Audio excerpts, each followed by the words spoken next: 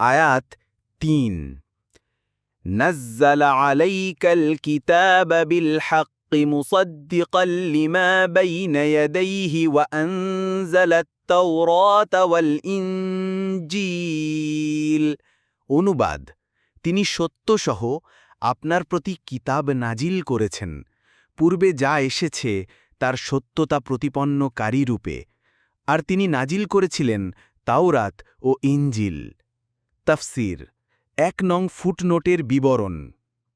কাতাদা বলেন এখানে পূর্বে যা এসেছে তা বলা দ্বারা কোরআনের পূর্বে যে সমস্ত কিতাব নাজিল হয়েছে সেগুলোকে বোঝানো হয়েছে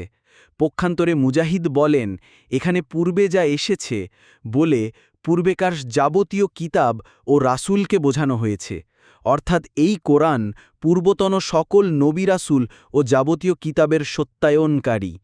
আত-তাফসীরুস সাহিহ